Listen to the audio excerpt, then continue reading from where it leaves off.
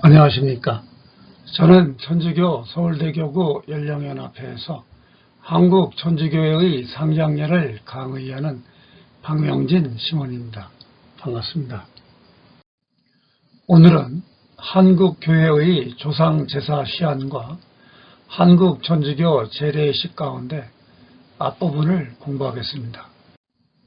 먼저 1986년에 서울대교구 가톨릭 사회복지회가 발간한 선정봉사 예식서 제4장을 다루겠습니다. 그 내용을 보면 그리스도교의 토착화를 위해 전통 상제례를 현대에 맞게 그리스도교적 상제례 식사를 만들 것을 요망한다. 이러한 사목회에 의한 네 번째 전례를 충분하게 수용하지는 못했지만 추도 및 제사 예절을 오늘날의 현실에 맞고 이해하기 쉽게 풀어쓰려고 노력한 시도로 볼 수 있습니다. 이 예식서 제4장 추도 및 제사 예절은 제사의 의미, 신앙인과 제사에 대해서 해설하고 나서 가톨릭교회 정신으로 재해석한 제사 예식을 수록하였습니다. 제사는 후손이 선조에게 드리는 최고의 공경을 나타내는 외적 표현으로 고대부터 어떤 민족이나 중시한 것입니다. 이 책은 우리 민족도 정성껏 지내온 조상 제사의 의미를 영원 불멸 사상, 효, 공동체 의식 등으로 설명하였습니다. 이 설명은 오늘을 사는 그리스도인에게도 적절한 도움을 줄 것입니다. 첫째는 영원 불멸 사상입니다. 어떤 종교이든 관계없이 인간은 죽음으로 생이 끝나는 것이 아니라 어떤 형태로든지 계속된다는 신앙을 오래전부터 가르쳐왔습니다. 특히 인과 효를 근본으로 하는 유교의 체계화된 제사 방법의 전례는 민족 고유의 제사 전통을 종교적인 차원으로까지 승화시켜서 조선시대에 이르러서는 제사 행위가 마치 국교 의식처럼 우리 민족의 생활 전반에 신앙처럼 뿌리박고 있었습니다. 이러한 지나친 조상 숭배 사상은 제사의 본래 의미에서 벗어나 조상의 영혼을 절대자인 신과 동일시하는 경향으로까지 발전되어 이 과정에서 여러 가지 미신적인 요소 적지 않은 것이 사실입니다. 그렇기 때문에 우리나라에 그리스도교가 들어올 때 제사 문제를 둘러싸고 날카롭게 대립되어 급기야는 수많은 순교자를 배출한 것입니다.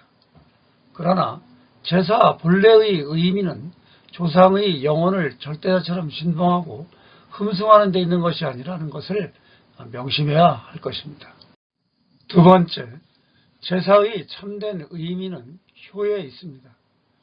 유교에서는 모든 덕의 시작과 근본을 효에 두고 있으며 아무리 학식이 많고 지위가 높다 하여도 부모와 조상에게 효도하지 않으면 사람이라 할 수 없다고 가르칩니다. 이러한 효에 대한 가르침은 우리 그리스도교에서도 강조되고 있습니다. 신자들이 반드시 지켜야 할 근본 계명인 십계명에도 하느님께 대한 흠숭과 부모에 대한 효도를 가장 으뜸으로 하고 있습니다. 예수 그리스도께서도 나자렛에서 유년 시절을 통하여 성 요셉과 성모님께 대해 효도를 몸소 실천하여 우리에게 모범을 보이셨습니다. 특히 예수님께서 공생활을 통하여 이루신 여러 가지 기적 가운데 첫 번째 기적을 어머니이신 성모님께 대한 순종으로서 행하신 것을 볼 때 예수님의 지극한 효성을 알 수 있는 것입니다. 제사는 조상에게 정성을 다하여 효도하는 후손들의 마음을 드러내는 외적인 표시라고 할 수 있습니다. 그렇기 때문에 효도의 정성이 깃들지 않은 제사는 무의미한 행위일 뿐입니다. 세 번째, 제사는 공동체 의식에 의미를 두고 있습니다.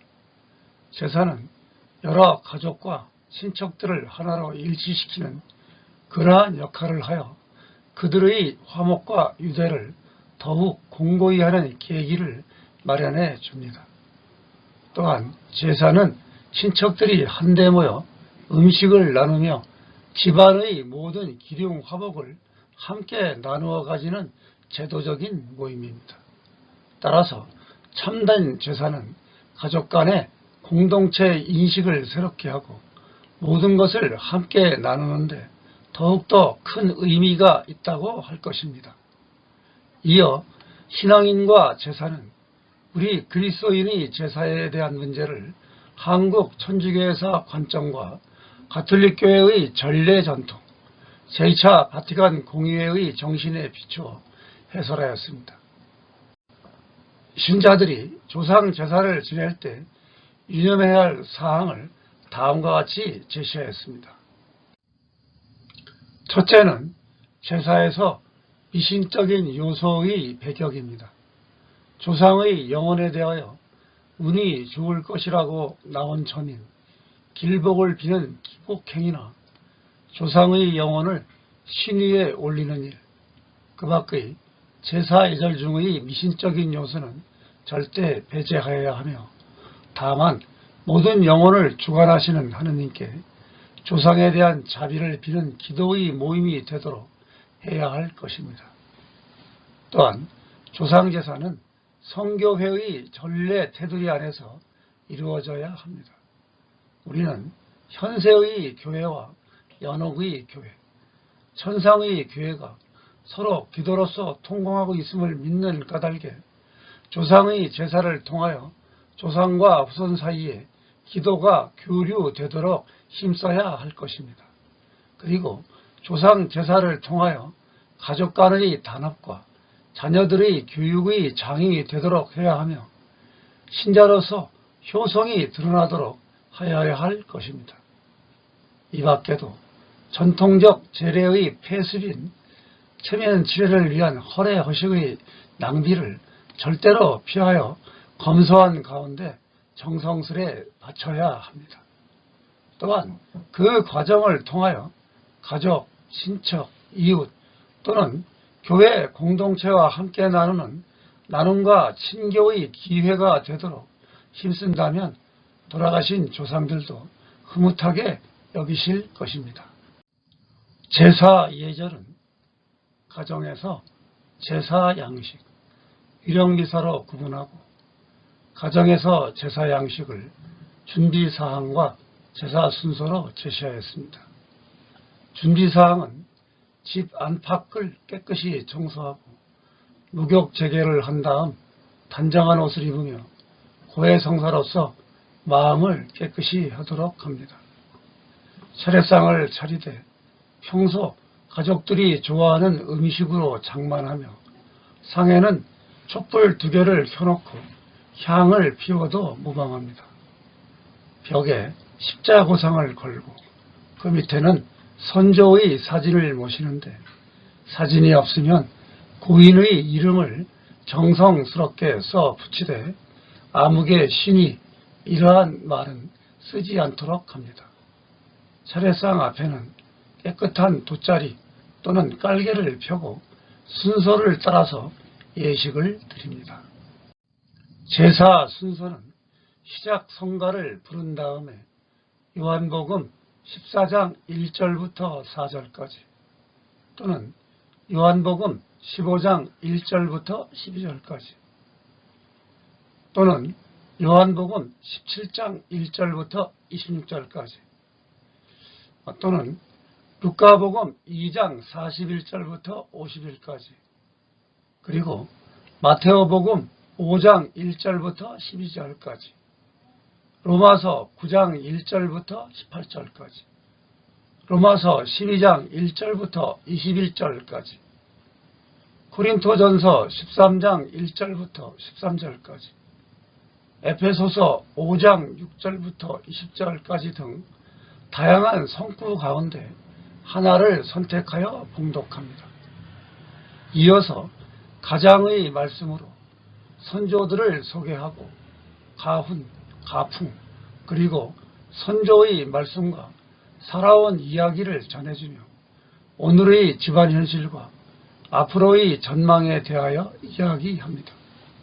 또한 교회의 가르침과 선조의 유언을 따라 성실하게 살아갈 것에 대해서도 토론하는 가운데 사랑과 일치를 다집니다.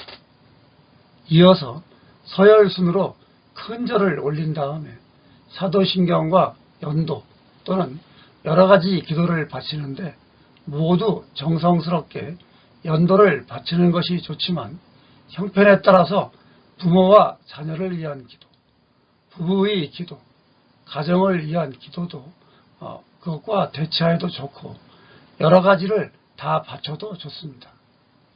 이어서 바치는 신자들의 기도는 오늘날 보편 지향기도입니다.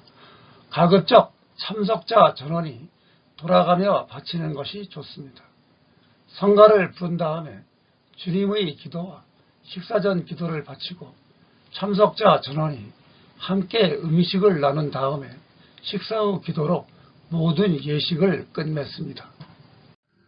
다음은 상제례 예식서 시안을 해설해 드리겠습니다.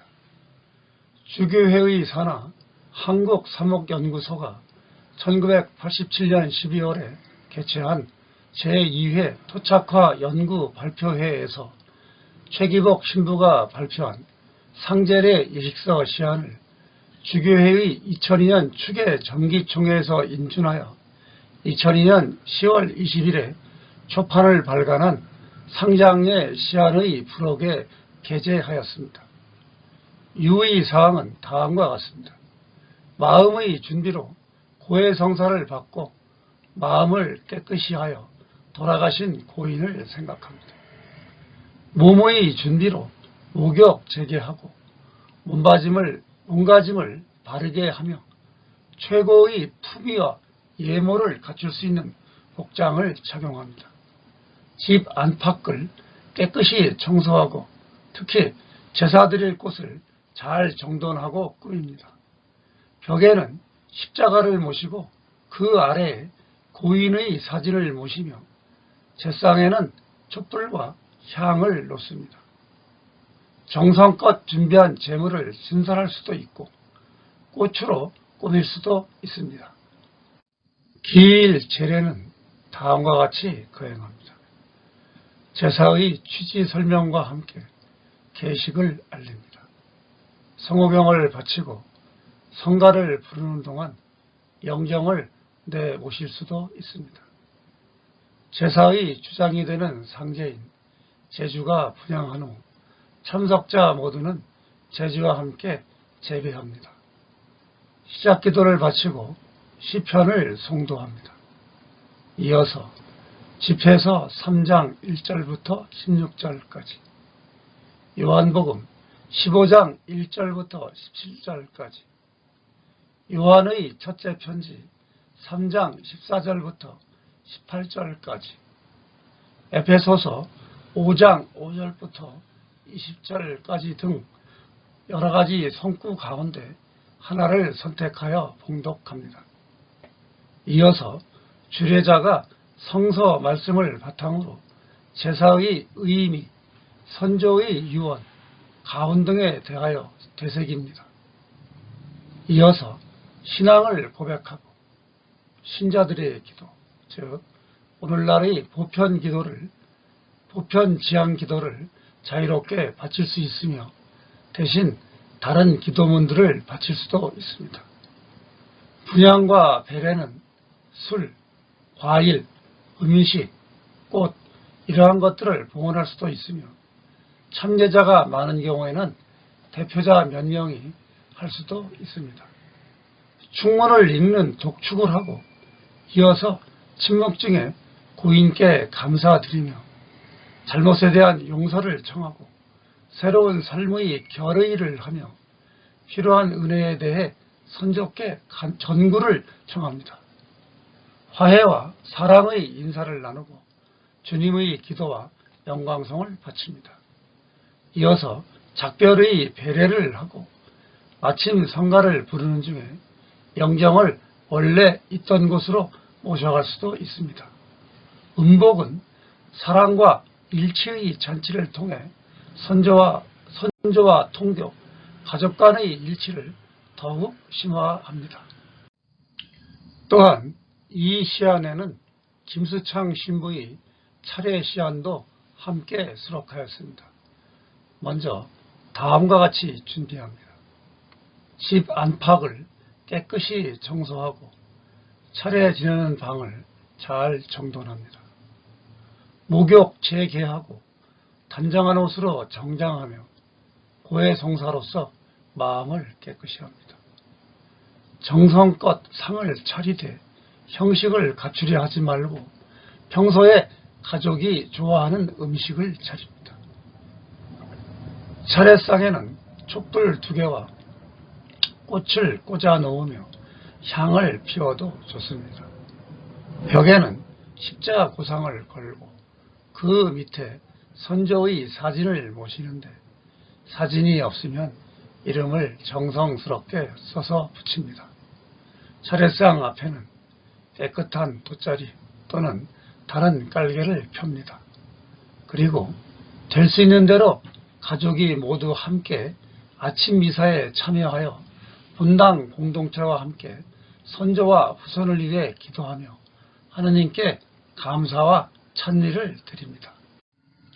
차례의 순서는 이 강의 앞부분에서 해설해드린 선정봉사 예식서의 제례 순서와 제사 순서와 거의 같습니다. 그래서 좀 반복되긴 하지만 어차피 이건 또 독립된 그런 항목이기 때문에 다시 한번 설명을 드리겠습니다. 성호를 긋고 나서 가톨릭 성가 28번, 423번, 480번, 50번 등 하나를 선택하여 부릅니다. 독서로서 요한복음 14장 1절부터 14절까지, 요한복음 15장 1절부터 12절까지, 요한복음 17장 1절부터 26절까지, 루카복음 2장 41절부터 52절까지, 마테오복음 5장 1절부터 12절까지, 로마서 9장 1절부터 18절까지, 로마서 12장 1절부터 21절까지, 고린토전서 13장 1절부터 13절까지, 에페소서 5장 6절부터 20절까지 그 가운데 하나를 선택하여 봉독합니다. 이어서 가장의 말씀이 이어지는데 선조들을 소개하고 가훈, 가풍, 선조의 말씀 등을 전해주고 오늘의 집안 현실과 앞으로의 전망에 대하여 이야기합니다. 또한 하느님의 말씀과 선조의 유언을 따라 성실하게 살아감에 대하여 이야기하고 서로의 대화를 통하여 사랑과 일치를 다집니다. 남녀 가리지 말고 서열순으로 영전에 큰 절을 드립니다. 그러고 나서 사도신경, 부모를 위한 기도, 자녀를 위한 기도, 부부를 위한 기도, 가정을 위한 기도 등을 바치고 나서 참석자는 모두 보편 지향 기도를 바칩니다. 다 함께 가톨릭 성가 450번 등과 같은 성가 중에서 하나를 선택하여 부르고 주님의 기도를 바치고 나서 사랑과 일치의 식사인 차례 음식을 나눕니다. 성호를 긋는 것으로 모든 예식을 마칩니다. 오늘 강의는 여기까지 하겠습니다.